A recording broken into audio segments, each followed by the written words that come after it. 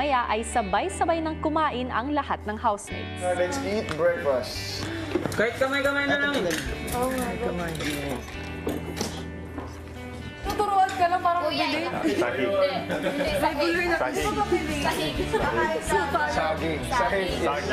Sahig is the floor. Oh, sahig. Saging. Saging. May ate at kuya na para gabayin kami. Dahil sila na nagluluto. Yeah. Matapos mag-umagahan, agad namang nagligpit ang mas nakatatandang housemates.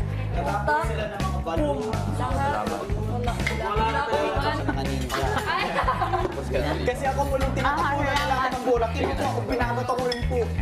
Tapos sa mukha tumama. Sa mukha rin po tumatama. Parang movie. Parang movie. Nabibilang. Yun na yung pinakakaba. Sarap. At matapos maghugas ng mga pinggan, si Jerome mas kinilala si Yong. Paglabas mo dito, yung babalik ka ulit sa school. Ewan ko, hindi ko siguro alam. Ngayon naisip ko, tutulong muna ako tapos pag natulungan ko na sila, tapos ako na yung magpara ng sarili ko, doon na ako mag-aaral. Lapit ka na rin mag-college. Anong course gusto mo? Criminology. Pag gusto mo police? Police.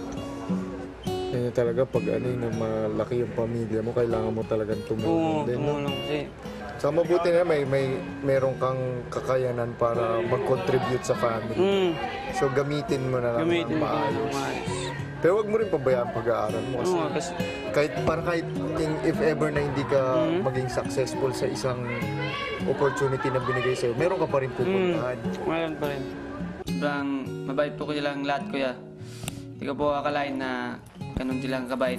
Si Twi naman nakikipagkulitan kila Maymay. Oh my God, yes! Ay, killjoy ka. No, killjoy to. No! You know KJ? Yeah, I don't, they say I'm killjoy. I don't know how I killed it. Like that. Like what you just did. Yung parang... Yeah, but I was really on it. This is my friend. Si Ate Toy, parang ang daldal niya.